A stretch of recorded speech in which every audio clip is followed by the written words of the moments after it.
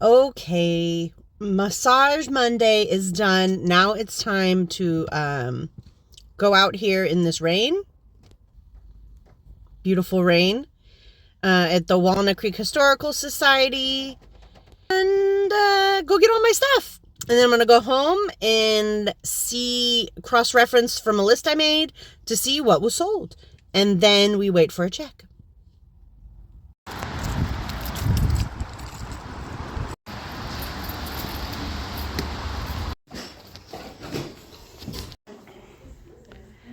Yeah, I think you did well.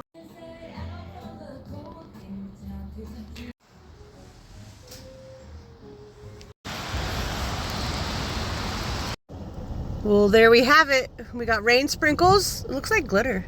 But anyways, easily distracted. All packed up there.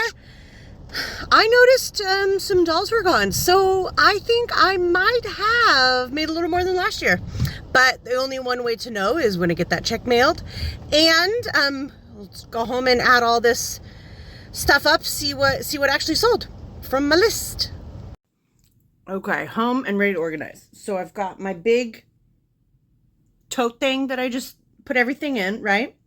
And I have this empty bin that I'm gonna put everything in, so I know that I've already dealt with it. At this event, we have these special tags, and you're supposed to put, we all have like vendor numbers instead of like saying, you know, my name is Felicity and I made this. So I'm number 6, and then it has a price tag. And then what they do is they would cut these off, and then this is like the receipt that basically that Walnut Creek Historical Society would hold on to as like a cross-reference, whatever. And then it just says, you know, what's on it and the same information above.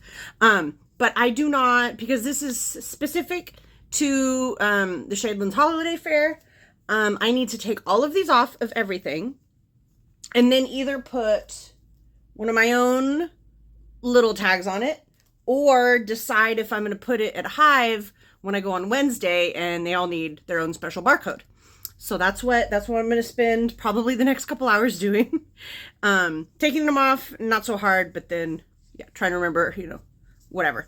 But anyways, I'm going to go through all of that. But to try to help myself this year, because last year I just wrote down like a whole list of everything that I brought in my phone. And then it got really hard to keep track of what I noticed was gone and whatnot. So this year I tried to make it easier.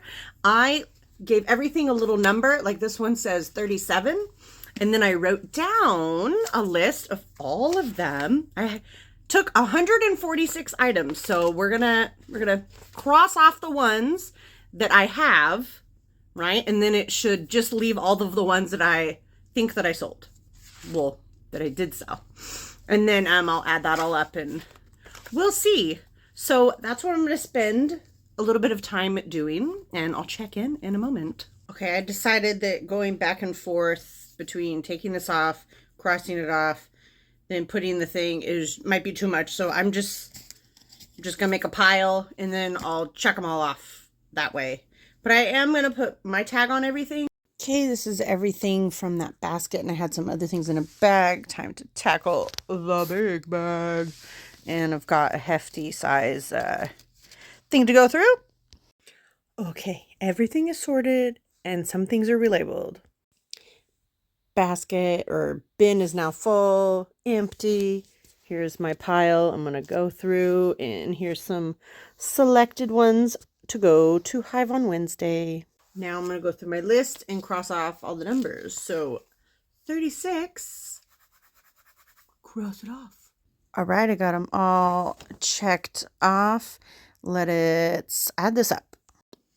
I have my findings. Okay, so out of 148 items that I had available, either like set up already or like in a bag ready to replace them, I sold 66. So that is a little less than half. Not bad. And after adding things up, if I'm right, if I kept track right, I possibly made almost $250 more than last year. So I'm gonna go with a win for that.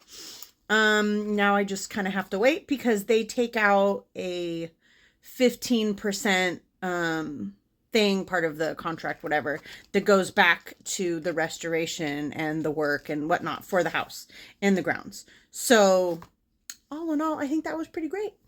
Now I just need to go through and put finish labeling all those ones for Hive, and then reincorporate all these guys into my other bins, which are piled high, waiting for me to fix them.